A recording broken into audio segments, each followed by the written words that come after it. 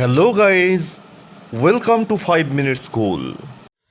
দেখো, আজকের এই ভিডিওতে আমরা ইংরেজির একটা গুরুত্বপূর্ণ টপিক ফাইন্ডিং এরর বা সেন্টেন্স কারেকশান এইটা নিয়ে আলোচনা করব। তো প্রথমে আমরা একটু সহজ সেন্টেন্সে কী কী ভুল আছে সেইগুলো খুঁজে বের করার চেষ্টা করব। তোমরা প্রত্যেকেই জানো যে কম্পিটিটিভ এক্সামের জন্য এটা কতটা গুরুত্বপূর্ণ। তো আশা করছি আজকের এই ভিডিওটা তোমাদের কাছে খুব উপকারী একটা ভিডিও হবে। এবং তোমাদের কাছে আমার ছোট্ট একটা রিকোয়েস্ট আছে, যদি ভিডিওটা ভালো লাগে অবশ্যই একটা লাইক করো, আর অবশ্যই যারা এখনও আমাদের চ্যানেলটাকে সাবস্ক্রাইব করোনি প্লিজ সাবস্ক্রাইব করে পাশে থাকা বেল আইকনটি প্রেস করে দিও, যাতে পরবর্তী ভিডিওর নোটিফিকেশন সবার আগে তুমি পেতে পারো।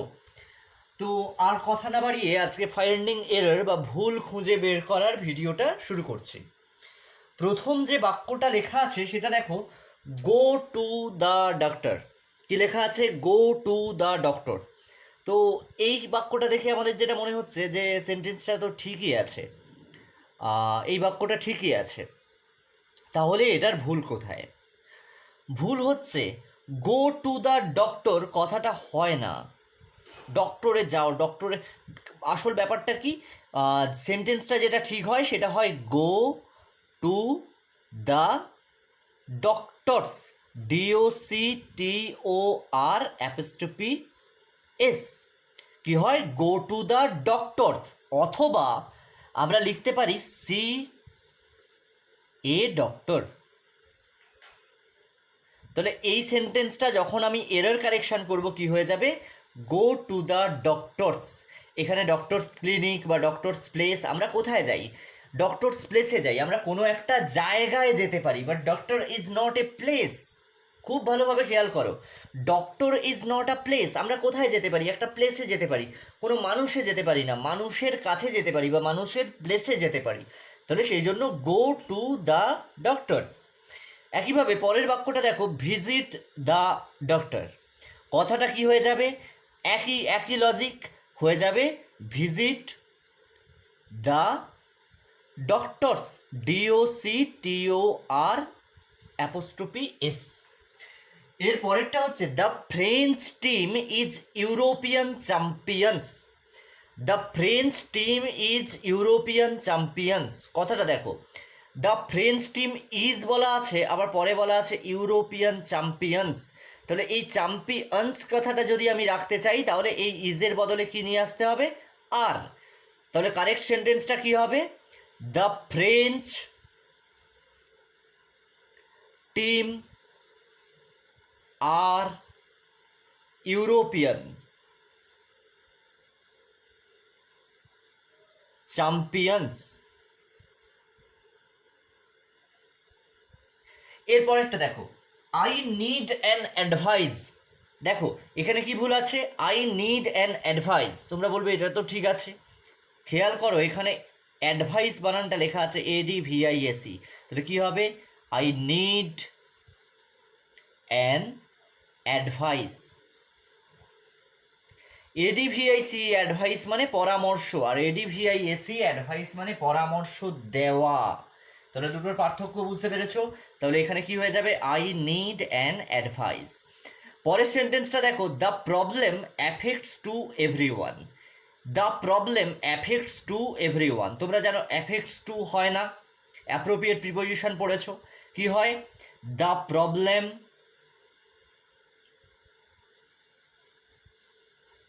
Affects every one, affects every one.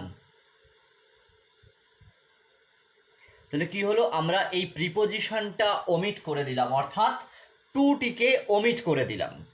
We can not afford going on holiday this ইয়ার। কি লিখলাম? We can not afford going on holiday this ইয়ার। কি হবে? দেখো এখানে কি লেখা আছে? We can not afford going on holiday this ইয়ার, কিন্তু when afford is followed by a verb, when afford is followed by a verb, it is always in the to plus infinitive form. কি হবে? To plus infinitive form. তাহলে কি হবে না, afford to go on, সেন্টেন্সটা কি হবে? We can not afford to go on holiday this year. তাহলে কি হলো? অ্যাফোর্ডের পরে যখন একটা ভার্ব থাকবে, can not afford, afford is followed by a verb, তখন কি হবে? তারপরে অবশ্যই সবসময় টু প্লাস ইনফিনিটিভ ফর্মটা হবে। টু গো, এটা দেখো ইনফিনিটিভ ফর্ম, কি লিখলাম? Infinitive, INFINITIV, infinitive. আর ইনফিনিটিভ ফর্মটা তোমরা অবশ্যই ইনফিনিটিভ পার্টিসিপল এই ফর্মগুলো তোমরা অবশ্যই একটু দেখে নিও। এটা সম্পর্কে একটা ক্লাস নিয়ে আমরা খুব তাড়াতাড়ি তোমাদের সামনে উপস্থাপন করব। পরের সেন্টেন্সটা দেখো, at the afternoon I phoned my girlfriend. At the afternoon I phoned my girlfriend. তো এই বাক্যটাতে কি ভুল আছে? দেখো কি হবে এখানে, না in the afternoon, in the afternoon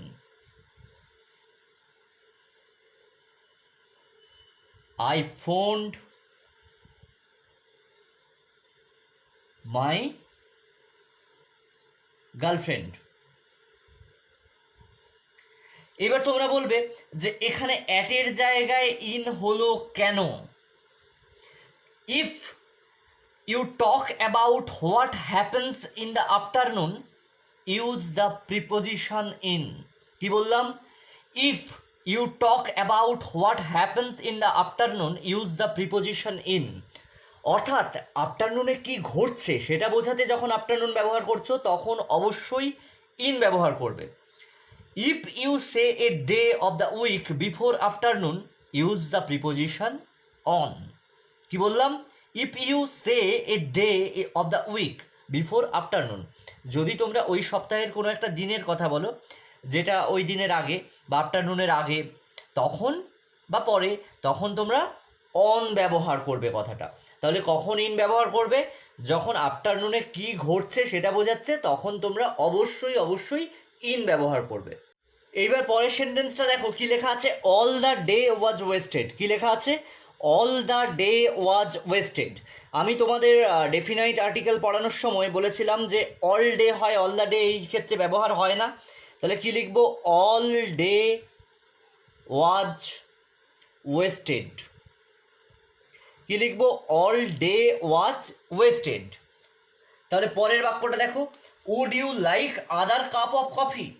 would you like other cup of coffee, question মার্কটা অ্যাকচুয়াল আসছে না, কোয়েশ্চেন মার্ক একটা ছিল এখানে যেটা এখানে দেখা যাচ্ছে না, তাই আমি নিচে দিয়ে দিলাম। Would you like other cup of coffee. দেখো ভালোভাবে খেয়াল করো এখানে কি হবে।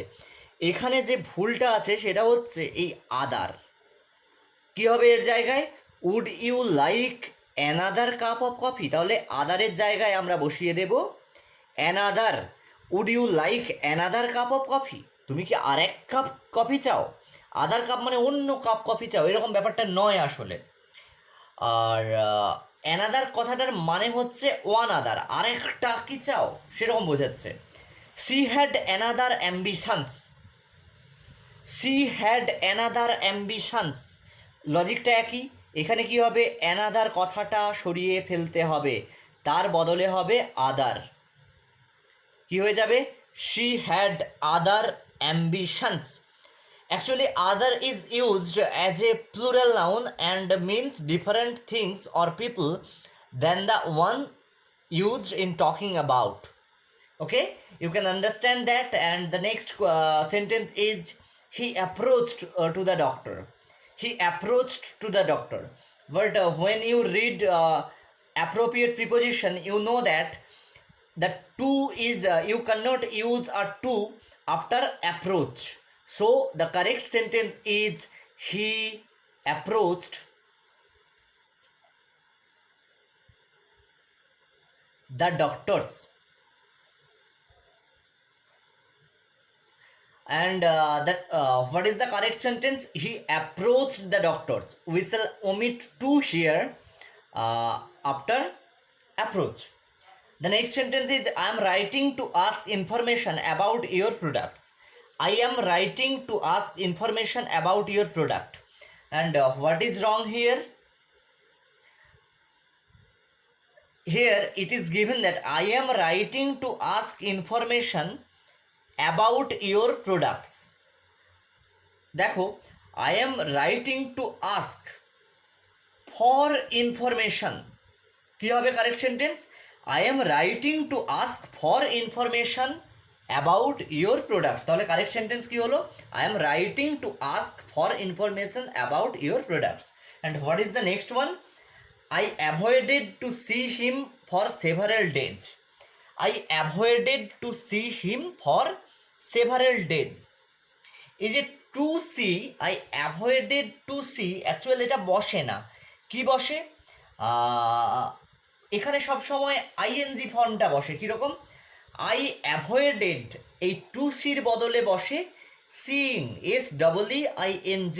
তাহলে কী হলো? I avoided seeing him for several days. কী লিখবো? I avoided seeing him for several days. And the next sentence is he didn't enjoy the lesson because he was boring. He didn't enjoy the lesson because he was boring. Actually, if he was boring, then how he cannot enjoy the lesson? He didn't enjoy the lesson. কথা যেটা হচ্ছে সেটা হচ্ছে he was bored. বোরিংয়ের বদলে আমরা ব্যবহার করব BORED. He didn't enjoy the lesson because he was bored. Say board হয়ে গেছিল, তাই লেসনটা সে এনজয় করেনি। পরেরটা হচ্ছে I put my cloth on. I put my cloth on. তোমরা বলবে এই সেন্টেন্সটা তো ঠিক আছে, এখানে ভুল কি করে বের করেন? এখানে ভুল কি করে বেরোবে? দেখো, ক্লথ কথাটা কখনো সিঙ্গুলারে ইউজ হয় না। এখানে কি করব? I put my clothes on, CLOTHES। কী হবে? তুমি তো একটা জামা পরতে পারো না কখনো। এই ক্লথ কথার অর্থ হচ্ছে এখানে পোশাক, পোশাকটা একটা প্লুরাল ফর্ম, অর্থাৎ I put my clothes on. পরেরটা হচ্ছে they gave us money for food and clothes. They gave us money for food and clothes. তোমরা বলবে এটা ঠিক আছে। দেখো, এখানে ক্লোথস দেওয়া আছে, CLOTHS বা যাই হোক, অ্যাকচুয়াল ক্লোথস দেওয়া আছে, তাহলে কি হবে? CLOTHS হয়। অ্যান্ড তাহলে এখানে তো ভুল কিছু নেই। অ্যাকচুয়াল কী হবে? He gave us money for, এই ফুড অ্যান্ড ক্লোথস এই কথাটা বসে না, এর বদলে কে বসবে? ফর। এই ফরের পরে বসবে ফর ফুডিং অ্যান্ড ক্লদিং। কী হবে তাহলে কারেক্ট সেন্টেন্সটা? They gave us money for fooding and clothing. পরেরটা দেখো, I am writing to complain on the trip. I am writing to complain on the trip. এখানে কি ভুল আছে? I am writing to complain on হয় না, complain about the trip. এই অনটিকে replace করে আমি লিখব complain about the trip. I am writing to complain about the trip. এরপরেরটা দেখো, I might go on Friday. I might go on Friday. It depends of the weather. এই যে কথাটা depends of হয় না, তোমরা জানো, এখানে বসবে ডিপেন্ডস অন দ্য ওয়েদার। কী হবে তাহলে? It depends on the weather. I might go on Friday, it depends on the weather. পরেরটা দেখো, পরেরটা আছে the graph shows the difference of sales in the year. কী হবে? The graph shows the difference of sales in the year. তাহলে কী হবে? এটা কারেক্টটা কী হবে? কারেক্ট হবে the graph shows the difference. এই অফের বদলে আমরা বসাবো difference in sales. Difference in sales, তারপরে দেখো এই ইনটা বসবে না। The graph shows the difference in sales this year. তাহলে কারেক্ট সেন্টেন্স কী হচ্ছে? The graph shows the difference in sales this year. পরের সেন্টেন্সটা দেখো, I have difficulty to walk. কী লেখা আছে? I have difficulty to walk. তোমরা জানো যে ডিফিকাল্টির পরে টু হবে না, এটা কি হয়ে যাবে I have difficulty walking, I have difficulty WALKING, I have difficulty walking. কিংবা এটা লিখতে পারি I have difficulty in walking, I have difficulty in walking. তাহলে আমরা ইন লিখতে পারি অথবা ইন নাও লিখতে পারি, আই হ্যাভ ডিফিকাল্টি ওয়াকিং অথবা I have difficulty in walking. পরেরটা হচ্ছে we discussed about the plans for the wedding. কী লিখছি? We discussed about the plans for wedding. তাহলে কী হচ্ছে, এটা কারেক্ট কী হবে না, sorry, we discussed about the plans for the wedding. আমরা এটা কারেক্ট কী করব? We discussed the plans for wedding. তাহলে এই অ্যাবাউটটাকে বাদ দিয়ে দেব, we discussed the plans for wedding. পরের সেন্টেন্সটা আছে I should make more exercise. কি আছে? I should make more exercise. তো এই সেন্টেন্সটা আসলে একটুখানি ভুল আছে। কি করব? I should do more exercise, এই মেকের বদলে হবে I should do more exercise. পরেরটা দেখো, did you do the dress yourself, did you do the dress yourself. কোথায় ভুল আছে না, ডু হয় না এখানে, did you make the dress yourself. কী হবে? Did you make the dress yourself. পরের সেন্টেন্সটা দেখো, he was dressed with a black suit. কী হবে? He was dressed with a black suit. এটা কোথায় ভুল আছে না, he was dressed in a black suit. এই উইথটা ড্রেসড ইন, ড্রেসড ইন তোমরা জানো খুব ভালো করে। এর পরেরটা আছে question number 25, my brother is learning to drive a bicycle. My brother is learning to drive a bicycle. দেখো বাইসাইকেলটা ড্রাইভ হয় না, বাইসাইকেলের কি বসে? বাইসাইকেল হয় রাইড। তাহলে কি হচ্ছে? মাই brother is learning to ride A bicycle. তাহলে কি মনে রাখবো? বাইসাইকেলের আগে ড্রাইভ কথাটা বসবে না, বসবে রাইড। এর পরেরটা আছে দেখো, you should. You should, should বানানটা এখানে একটু ভুল দেওয়া আছে, SHOULD। You should pass the exam, sorry, you should pass the exam ready. এখানে অনেকগুলো ভুল আছে। কি করব? You should pass the exam, এই রেডির বদলে হয় ইজিলি। কি হবে? You should pass the exam easily. হওয়া উচিত ছিল you should pass the exam easy দেওয়া থাকে অনেক সময়, এখানে রেডি দেওয়া আছে, তো আমরা এটা করব you should pass the exam easily. তারপরেরটা কি আছে দেখো, my parents enjoy to walk in mountains. My parents enjoy to walk in mountains. কথাটা কি হবে? মাই পেরেন্টস এনজয়, এই টু ওয়াক হবে না, এর বদলে বসবে enjoy walking in the mountains. কি হচ্ছে? My parents enjoy walking in the mountains. তারপরে আছে I entered in the classroom. I entered in the classroom. তোমরা বলবে এটা তো ঠিক আছে, তাহলে কি হবে? দেখো, আই এন্টার্ড দ্য ক্লাসরুম, এই ইন কথাটা বসবে না। কি হবে? I entered the classroom. এইবার পরেরটা আছে দেখো, the children entered the bus. তোমরা বলবে এটা তো ঠিক আছে, জাস্ট আগে বললাম I entered the classroom, the children entered the bus, এটা তো ঠিক আছে। অ্যাকচুয়ালি কোনো ভেহিকেলে ওঠার আগে এন্টার কথাটা বসবে না, that is be careful not to use enter with vehicles. কী হবে এর বদলে? এর বদলে বসবে got on. The children got on the bus, the children got on the bus. And আজকে শেষ যে সেন্টেন্সটা আছে সেটা হচ্ছে I will explain the situation my parents. কী হবে এটা? I will explain the situation, এইখানে একটা টু বসবে, to my parents. I will explain the situation two my parents. তাহলে কী হলো? সিচুয়েশানের পরে একটা টু বসাতে হবে, আমি আমার বাবা মায়ের কাছে এই সিচুয়েশানটা বর্ণনা করব। তো আজকের ভিডিওতে এই পর্যন্তই, আর ভিডিওটা দীর্ঘায়িত করছি না। আশা করি এরর যেগুলো সেন্টেন্স থেকে খুঁজে বের করতে বলবে এরকম কয়েকটা ভিডিও উপস্থাপনের মাধ্যমে তোমাদের কাছে বিষয়টা আসলে ভীষণ ক্লিয়ার করে দিতে পারবো, যাতে তোমরা নিজেরা এই সমস্যাগুলোর সমাধান করতে পারো। ভালো থেকো, সুস্থ থেকো, আর হ্যাঁ, অবশ্যই সঙ্গে থেকো। আর ভিডিওটা যদি ভালো লাগে লাইক করো আর বন্ধুদের সাথে শেয়ার করো। ধন্যবাদ।